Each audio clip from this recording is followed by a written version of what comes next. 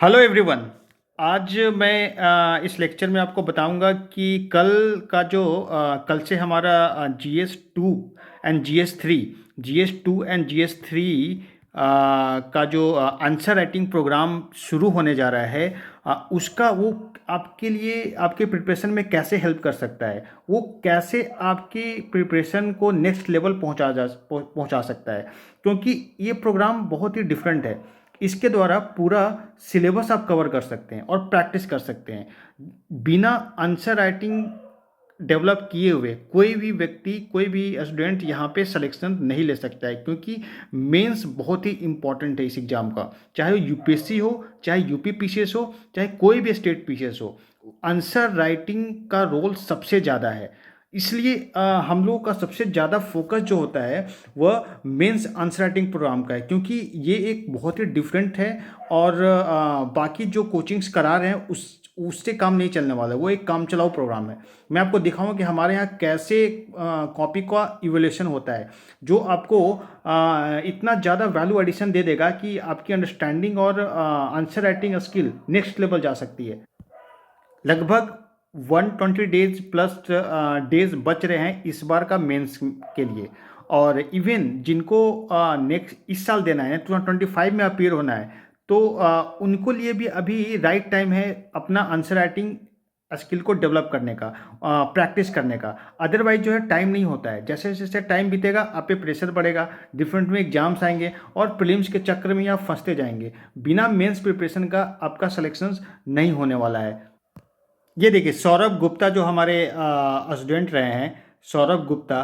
देखिए इनसे चैट जो हुआ है, अभी यूपी में एसडीएम है। 2023 में इनका रैंक जो है वो 28 रैंक पे था, 28 रैंक पे था। अब देखिए जैसे ही उन्होंने इनका इंटरव्यू कॉल आई, ये हमारे मैसेज करते हैं और मैंने इनको लिख दिया था। मेरा देखिए, you will get good rank.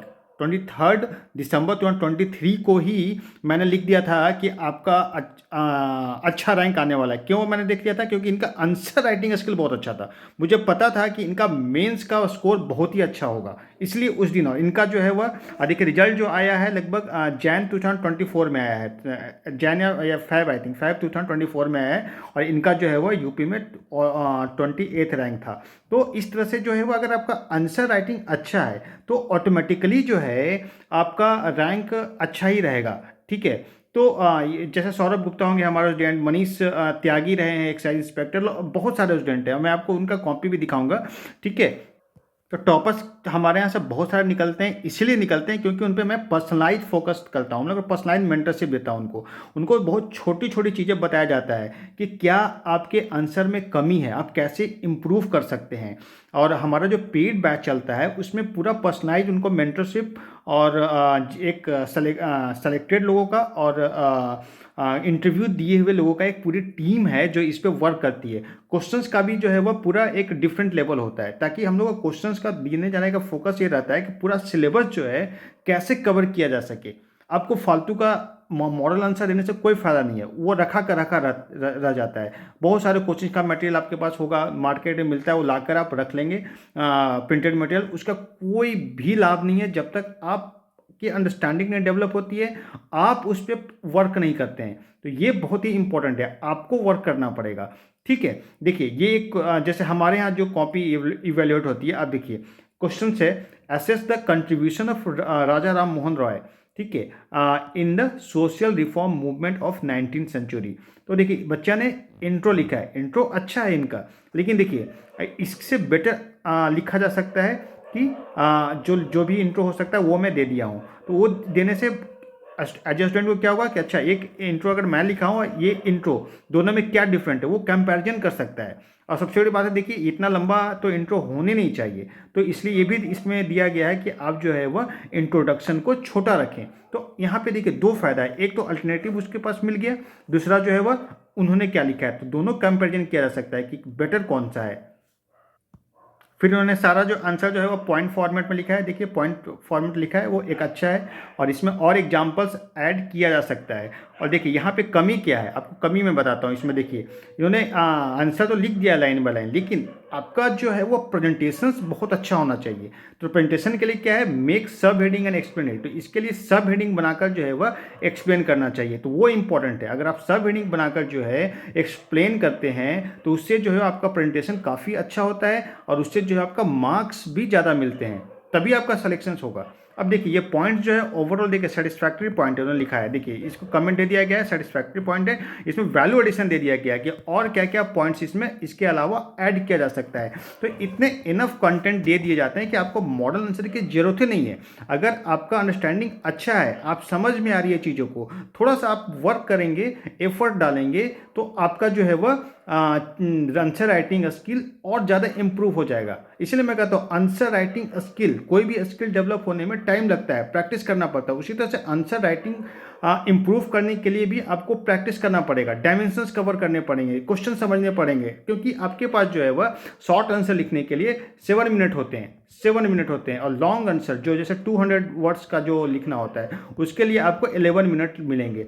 तो इतने कम टाइम में सोचना भी है और लिखना भी है, ये तभी होगा जब रिवीजन भी रहेगा और राइटिंग प्रैक्टिस भी आप कर रखेंगे। अदरवाइज एग्जाम्स में जाएंगे, आपके क्वेश्चन छूटेंगे और एक एवरेज आंसर लिख कर आएंगे। अगर एवरेज आंसर लिख के आएंगे तो मार्क्स नहीं मिलेगा, 3 मार्क्स मिल जाएगा, और 3 मार्क्स से आपका सिलेक्शन नहीं होने वाला है। एक एक नंबर पे फाइट है, आप मान लीजिए एक एक नंबर पे फाइट है, मैं बता रहा हूँ। इस तरह से कॉपी इवैल्यूएशन चल रहा है हमारे यहाँ। तो सोचिए कितना, और हम लोग जो है बीच बीच में डिस्कशन भी देते हैं, टॉपर स्टॉक भी देते हैं, टॉपर से आप इंटरेक्शन भी कर सकते हैं, हम लोग से डायरेक्ट टाइम इंटरेक्ट कर सकते हैं। तो ये सारी अपॉर्चुनिटी जो मिल रही है वो सिर्फ हमारे टेस्ट सीरीज में मिल रही है, बाकी कहीं नहीं मिल रही है ऐसा। अब ये देखिए सेकंड क्वेश्चन जो है वो analyse the significance of Pune pact. तो पुणे पैक्ट के बारे में ये क्वेश्चन किया गया। हिस्ट्री में, मॉडर्न हिस्ट्री में आप लोगों ने पढ़ा होगा पुणे पैक्ट के बारे में। तो इन्होंने जो है वह significance of the Pune act 1932 direct आ गए हैं। इनको यहाँ पे देखिए क्या सेशन दिया गया, discuss about pact brief separately. तो पैक्ट के बारे में भी, उसके प्रोविजंस जो थे उसमें, उसके पैक्ट के अंदर, उसको भी यहाँ लिखना था, इन्होंने इसको मिस कर दिया है। तो यहाँ पे इनको बता दिया गया है कि क्या लिखना चाहिए, तो पूरा जो है डिटेल में इनको यहाँ पे मेंशन कर दिया गया है, समझ रहे हैं। यहीं पे आपके आंसर में ही यहाँ पे बता दिया गया कि आपको जो है और इसमें क्या ऐड करना चाहिए। तो ये बच्चे को समझ में आ जाएगा कि यहाँ पे मुझे ये अगर मैं ऐड करता तो मेरा आंसर और अच्छा हो जाता, उसमें और ज़्यादा मार्क्स मिलते। ठीक है, तो ये तरीका होता है आंसर राइटिंग प्रैक्टिस कराने का, ताकि आपका कंसेप्चुअल क्लैरिटी भी इंक्रीज हो और आंसर राइटिंग भी इंप्रूव हो, और आपको पता चले कि छोटे छोटे कहाँ कहाँ मिस्टेक मैं कर रहा हूँ, जहाँ से आंसर जो है वह काफ़ी अच्छा हो जाए। यही डिफरेंट होता है नहीं सिलेक्शन में और टॉपर्स में ज़्यादा का डिफरेंस नहीं होता है, 0.55 मार्क्स का ही डिफरेंट होता है हर क्वेश्चंस में।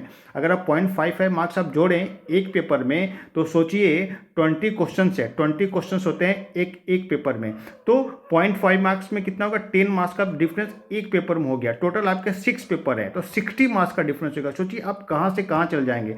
60 मार्क्स का डिफरेंस पे एक आदमी जो टॉप कर सकता है, एक आदमी का सिलेक्शन नहीं हो सकता है। बाकी सारे डायमेंशन उन्होंने कवर किया है। तो यहाँ देखिए वैलिड पॉइंट, यहाँ भी देखिए वैलिडेशन कर दिया गया है आपको, यहाँ भी देखिए वैलिडेशन पूरा कर दिया गया है। यहाँ पे आप ऐड कर सकते हैं, आप पढ़ सकते हैं क्या क्या, इसको आप अपने इस पॉइंट्स को नोट्स में भी लिख सकते हैं वैलिडेशन में। तो यही है आंसर राइटिंग। इस तरह से आंसर राइटिंग कराया जाता है, न कि जो बाहर चल रहा है सिर्फ टिक मार्कर जो है वह आपको कॉपियाँ दे दी जा रही है, उससे आपको आपका राइटिंग स्किल इंप्रूव हो जाएगा। जो मैं बता रहा हूँ 0.5 मार्क्स का जो डिफरेंस आप कर पाएंगे वो बहुत ही मुश्किल है। फिर हम लोग ओवरऑल मैक्रो कमेंट देते हैं। ओवरऑल मैक्रो कमेंट दे दिया जाता है कि आपका क्या है। तो इस तरह से जो है वह आपका चीज़ें समझ में आ जाए कि आखिर जो है आप में क्या कमी है। जैसे क्वेश्चन 1 में आप क्या क्या इंप्रूव कर सकते थे, तो यहाँ पे आपको बता दिया गया है। तो स्पेसिफिकली जो है वह बताया जाता है यहाँ पे कि क्या करनी चाहिए, कौन सा क्वेश्चन में क्या इंप्रूव किया जा सकता है। तो स्पेशली यहाँ पे लिख कर बताया जा रहा है। सोचिए, इसीलिए मैं कह रहा हूँ टॉपर जैसे सौरभ ने ये सारी चीज़ों को इंप्रूव किया, उसकी भी कमी थी लेकिन उन्होंने काफ़ी इंप्रूव किया 3 मंथ्स में, तभी जो उनका रैंक जो है वो 28 आया। आपको भी अगर चाहिए तो आपको ये सब चीज़ें करनी पड़ेगी, कोई शॉर्टकट नहीं है। जैसे आपको कोई अगर बता रहा है कि कोई शॉर्टकट हो जाए, तो वैसे कुछ भी नहीं होने वाला है शॉर्टकट। ठीक है, कल से 12 फैब से जैसे मैं बताया कि GS2 एंड GS3 का प्रोग्राम शुरू हो रहा है। ठीक है, और बाकी पेपर्स भी चल रहे हैं। आपको किसी में एडमिशन चाहिए, डायरेक्टली दिए गए नंबर पे मैसेज कीजिए या डायरेक्ट मुझे मैसेज कर सकते हैं, ठीक है। और आंसर राइटिंग प्रैक्टिस करिए, बहुत ज़रूरी है।